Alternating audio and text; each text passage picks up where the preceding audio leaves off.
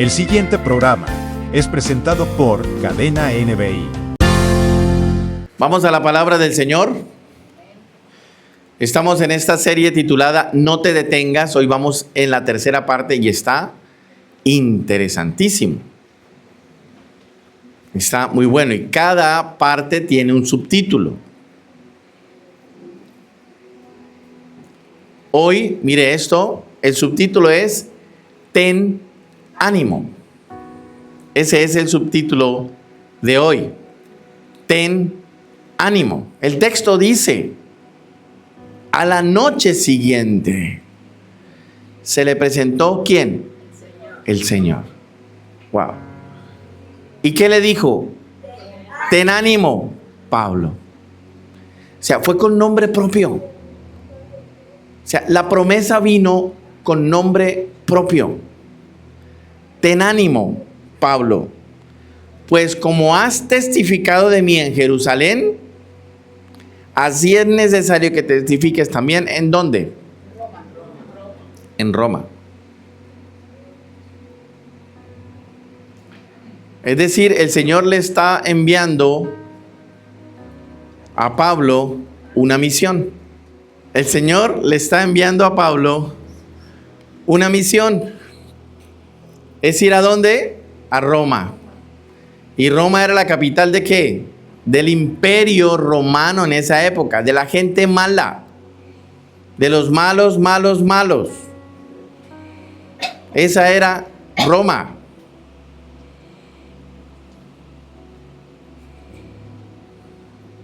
Pero antes de eso le dice Dios: ten ánimo.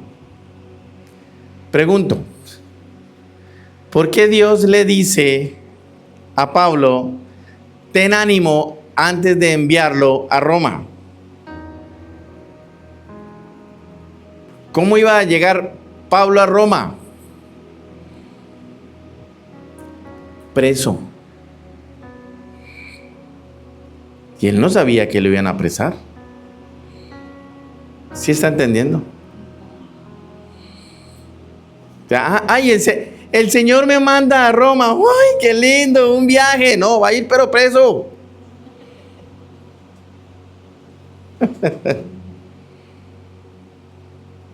Y efectivamente el barco no naufraga, como dijo Pablo, y llegan a la isla de Malta. Allí descansan, y cuando están ya en la playa, van a hacer una fogata para calentarse, y cuando Pablo mete la mano, una serpiente lo muerde. Y no hay vacuna. No existe. No hay un médico. Están náufragos. ¿Y qué dice Pablo? No se preocupen, que mi Dios dijo que no íbamos a morir ninguno. Entonces, como Pablo no murió, ni se enfermó a causa de la mordedura de la serpiente, los que iban con él pensaron que era un dios. Entonces empezaron a idolatrarles. Por eso, Dios le dice a Pablo: ten ánimo, te voy a enviar a Roma. Aquí Dios le dice a Pablo: ten ánimo, y se lo dice por una causa. No se lo dice como por ay, sí, ánimo. No, había una razón por la que el Señor le dice a Pablo: ten ánimo. Todos, mis hermanos, todos enfrentamos diferentes desafíos en la vida. Y estos muchas veces nos quieren robar el ánimo, el entusiasmo, incluso la esperanza de la vida. Tú necesitas luchar por no perder tu ánimo, porque lo que Dios te ha prometido lo hará en tu casa. Dígame amén. Tú necesitas luchar por no perder tu ánimo. El ánimo se pierde fácilmente. Es lo más rápido que se pierde. El ánimo. Alguien dijo por ahí, lo último que se pierde es la esperanza. Sí, pero lo primero es el ánimo. Tú tienes que luchar por obligarte a no perder tu ánimo. Porque lo que Dios ha prometido, Él lo va a cumplir. ¿Cuál es tu propósito en la vida? ¿Has pensado en eso? ¿Cuál es tu propósito en la vida? Yo tengo un estudio de 40 días y 40 noches que te enseña a descubrir el propósito tuyo en la tierra. ¿Sabe cuál es el problema? No puede fallar ni un día. Y son 40 días, 4 meses ahí, metidos con la palabra del Señor. Y cuando tú terminas de estudiarlo, entiendes por qué naciste. En la circunstancia que hayas nacido. Y llámese circunstancia. Algunos porque los padres lo anhelaban, otros porque no, y otros porque fueron abandonados. En la circunstancia que hayas nacido. Después de que tú ves este estudio de 40 días sin parar, encontrarás por qué Dios te dejó vivir. Incluso por qué Dios permitió que estuvieras vivo o viva cuando te recogieron del basurero.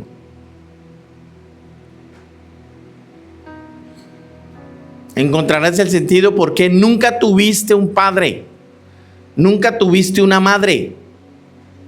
¿Por qué pasaste de orfanato en orfanato y de orfanato en orfanato, mendigando amor de padres? Y cuando usted ve eso dice, ¿por qué Dios lo permite? Porque el corazón del hombre se ha engrosado. Porque el corazón del hombre se ha apartado de Dios. Mire, le voy a enseñar algo muy sencillo. ¿Usted ha oído hablar de las concubinas? Ok. ¿Está listo para esta conversación? ¿Seguro? Esto es fuerte. Pero está en la Biblia y hay que enseñarlo. Y si está en la Biblia es porque tiene un propósito. Nada en la Biblia está al azar. Nada.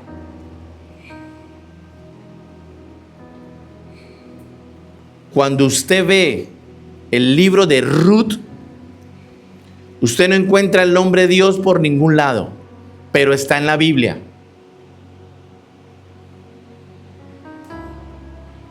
Pero cuando usted conoce la historia, entiende que Dios levantó a una moabita, una pagana, descendiente de Lot, del incesto que tuvo Lot con sus hijas. Moabita, enemigo de Dios, de los hebreos. Más paganos que los paganos, sacrificaban a sus hijos y se comían el corazón de los niños después de sacrificados. Esos eran los moabitas. Y cuando usted lee ese libro, usted encuentra que una moabita queda viuda y escoge quedarse con su suegra israelí e irse de vuelta a Belén, casa de pan. Pero bueno, eso ya es otra enseñanza, ¿no? Más profunda. ¿Y sabe Jesús de qué linaje vino? De Ruth, mis hermanos. ¿Cómo es posible que Dios permite que una pagana se case con un hebreo y engendren el tatara, ultra, mega tatara, bueno, yo no sé cuánto, de Jesús. El tatara, abuelo de Jesús. Su ancestro. Pero mire esto. Las concubinas no fue un invento de Dios. Las concubinas eran las otras esposas que tenían los hombres. Tenían la esposa principal y tenían otras esposas. No eran rameras, como algunos creen. Las concubinas eran rameras. No, eran niñas de casa que fueron sacadas, quitadas del lecho de sus padres a los 13 años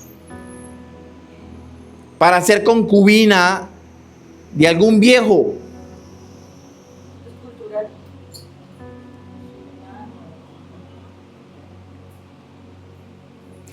Estaba tan mal el corazón de Israel, dice el libro de los Jueces, que no había rey en Israel y que el pueblo hacía lo que quería. Pues, ¿qué hicieron estos benditos? Desde Abraham hasta acá. Desde Abraham hasta acá. Adoptaron la cultura del mundo en esa época. La cultura del mundo en esa época, ¿cuál era? Tener concubinas. Y era normal para la sociedad. Tener su esposa y tener concubinas de segundo, de tercer y de cuarto grado o de cuarta categoría.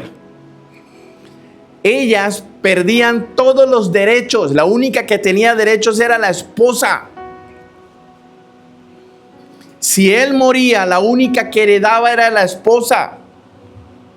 Incluso los hijos de ellas, de las concubinas con el patrón, no eran de ellas. Eran de la esposa legítima del patrón.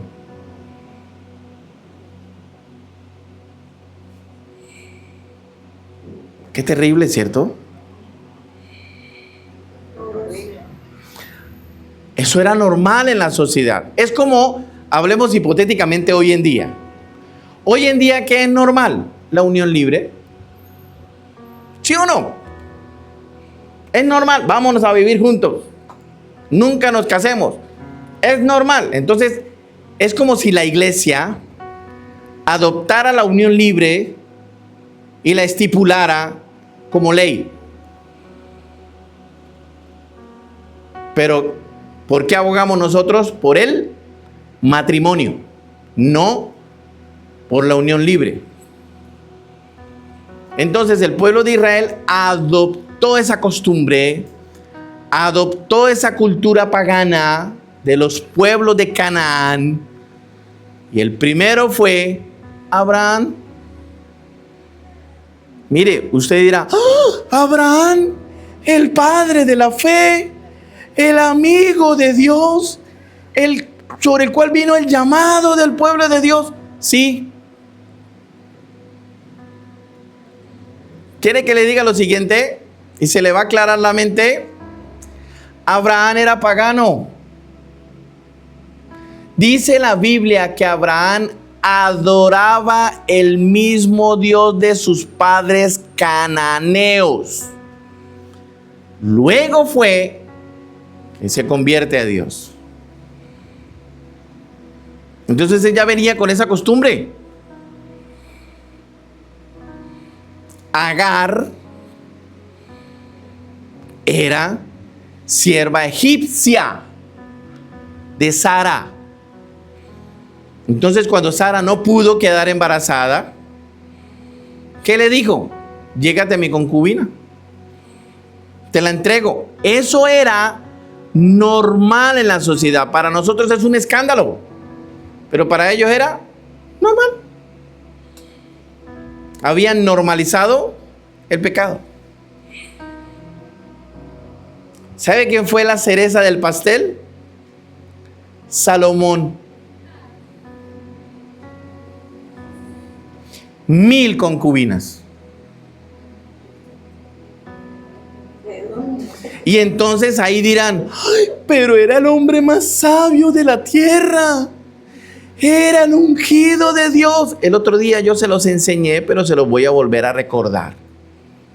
Cuando Dios llama a Salomón, Dios le dice a Salomón, pídeme lo que quieras y te lo daré. ¿Y Salomón qué le pidió? Sabiduría para gobernar. Dame sabiduría para gobernar este pueblo. No para su vida. No para gobernarse él mismo, ni para que su corazón se apartara de Dios, ni para que su corazón adoptara costumbres paganas. Eso no lo pidió. Entonces Salomón, como rey, fue el mejor, el más sabio, el más rico. Pero ¿qué pasó con la otra parte de Salomón que no pidió? Adoptó la misma cultura de los paganos y tuvo 1000 concubinas. Retrocedamos un poco. David, igual.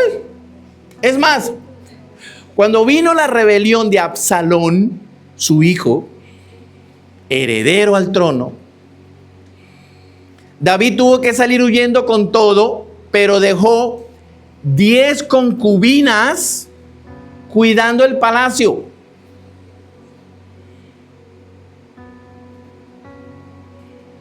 Y usted no se imagina lo que hicieron con ellas, los soldados de Absalón. Pero termino con esto de las concubinas. El libro de Jueces muestra la historia de un levita. Levita, sacerdote. Oiga, un levita, sacerdote, ministro de Dios, tenía su concubina. Y cuando llegó a cierta ciudad, este levita cuando llegó a cierta ciudad, los moradores de esa ciudad eran tan malos que lo estaban buscando. Estaban buscando al levita porque al parecer era muy bonito, para violarlo, para hacerle tantas cosas. ¿Sabe qué hizo el levita? Le dije, mire, no me hagan nada.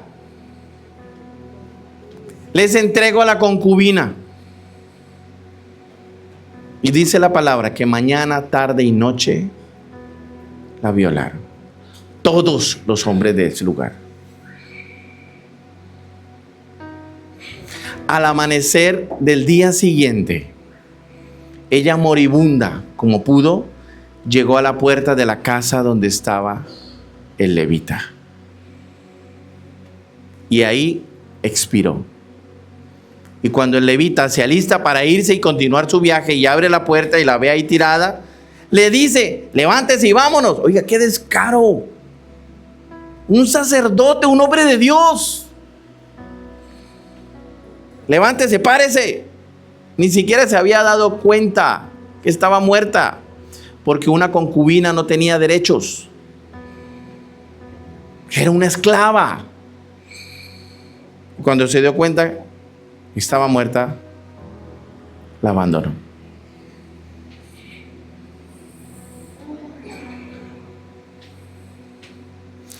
¿Sí ve cómo es el corazón del hombre? Incluso de reyes, ungidos y ministros que permiten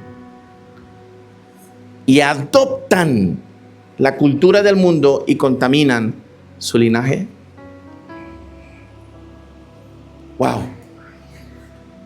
¿Sabía esa historia de las concubinas? Ahí se lo dejo.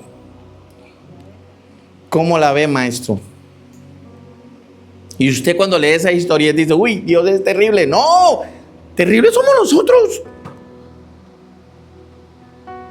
Somos nosotros los tristes. ¿Por qué Dios permitió? Porque el corazón del hombre se engrosó. Y porque Dios respeta la voluntad del hombre. Después de esa breve historia, retomemos aquí. Tú necesitas luchar para no perder tu ánimo.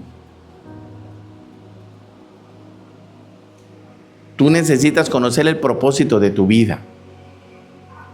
Necesitas entender para qué estás aquí y por qué naciste. Incluso por qué estás así hoy.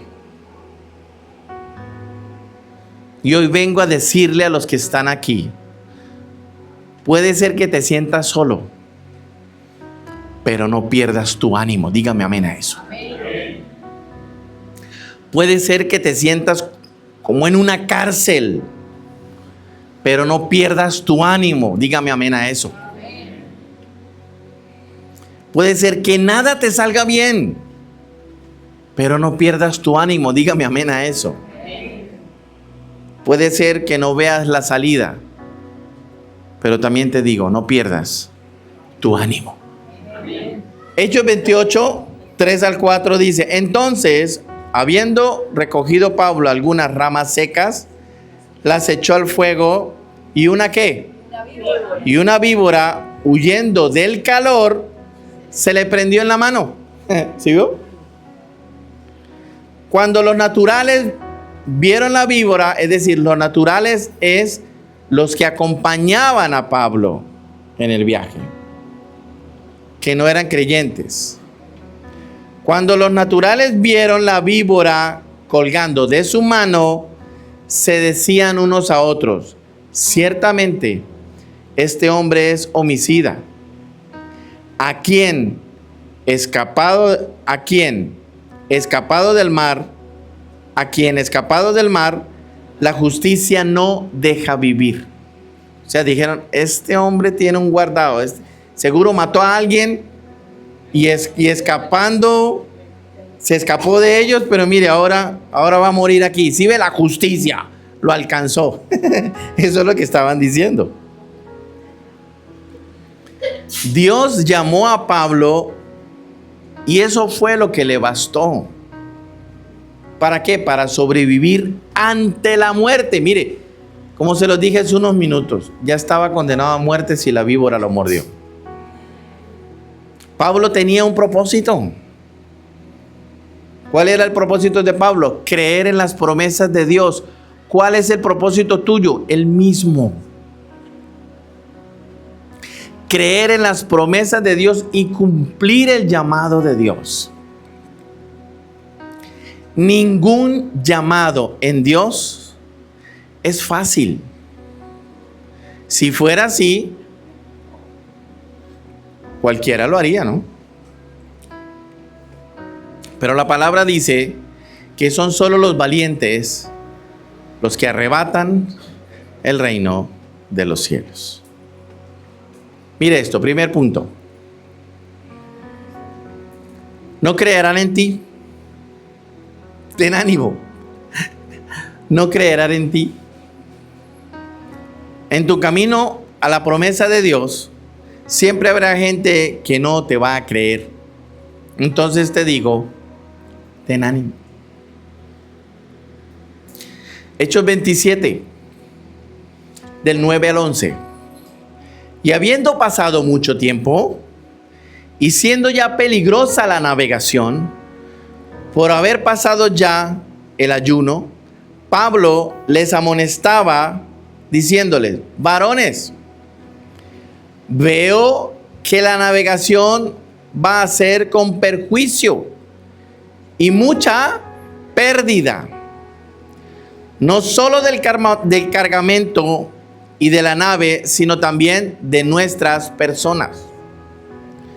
Pero el centurión daba más crédito al piloto y al patrón de la nave que a lo que Pablo decía. Es decir, Pablo está diciendo: pilas, nos vamos a hundir. Según como estoy viendo, el barco va a zozobrar La mercancía se va a perder y probablemente muramos. Pero no le creyeron. Hay gente que no va a creer en ti. Ten ánimo. Segundo, mire esto. Vendrán tempestades. En tu camino a la promesa de Dios, habrán vientos fuertes, pero no te hundirás. Por eso te digo, ten ánimo. Wow. Versículo 13 al 14. Seguimos en Hechos 27. Dice, y soplando una brisa ¿de dónde? Del sur. ¿Qué significa el sur? Las operaciones de Satanás. Entonces, ¿de dónde venía la brisa? Exacto, de las operaciones de Satanás, del sur. Y soplando una brisa del sur, pareciéndoles que ya tenían lo que deseaban, levantaron anclas e iban costeando Creta. Pero no mucho después, dio contra la nave un viento huracanado llamado Euroclidón. Así se llamaba ese viento huracanado. No importa los vientos que te muevan, tu barco no se va a hundir. Dígame amén. Ten ánimo. No importa. Tercero, animarás a otros, aunque no tengas razones para estar animado. Y eso sí que es duro. Vas a darle esperanza y fe a otro cuando incluso tú la estás perdiendo. En tu camino a la promesa de Dios, darás ánimo a otros aunque tú no los tengas. Por eso te digo, ten ánimo. No te detengas. Versículo 22. Hechos 27, versículo 22 al 23. Dice, pero ahora os exhorto a tener ¿qué? Buen ánimo. Pues no habrá ninguna pérdida de vida entre vosotros, sino solamente de la nave. Porque esta noche ha estado conmigo el ángel del Dios de quien soy y a quien sirvo. Si ahí Pablo les está diciendo, tranquilo, Dios me dijo, no vamos a morir. Darás ánimo a otros, aunque usted sienta que su barco se está hundiendo. Wow. Por eso el Señor nos está diciendo en estos días, no te detengas. Cuarto, sacúdete y sigue adelante. Tienes que sacudirte de los que quieren acabar tu fe. Tienes que sacudirte de los que entorpecen tu esperanza. ¿Cómo hago para sacudirme de ellos? No los oigas. No les preste atención. Ignórelos. Hechos 28 del 5 al 6 dice, pero él, sacudiendo la víbora en el fuego, ningún daño padeció. Wow. Ellos estaban esperando que él se hinchase o cayese muerto de repente. Mas habiendo esperado mucho y viendo que ningún mal le venía, cambiaron de parecer y dijeron que era un Dios.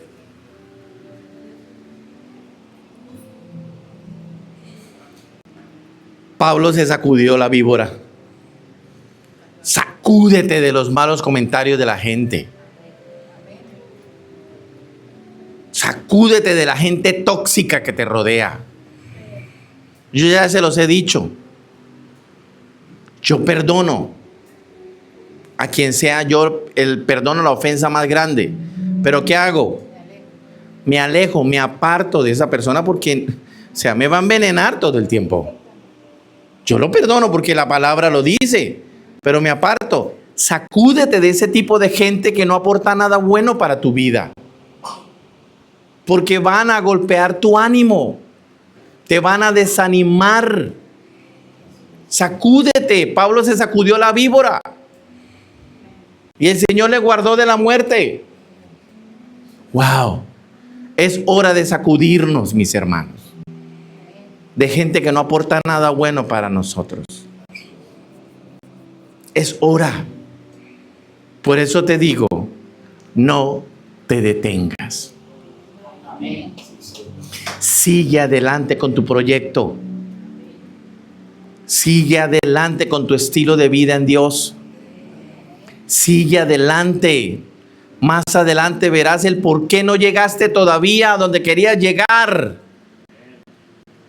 Después te darás cuenta por qué Dios te permitió pasar por lo que pasaste, ver lo que viste, para poder de una vez estés madura y maduro, puedas recibir la corona de recompensa. Este programa fue presentado por Cadena NBI.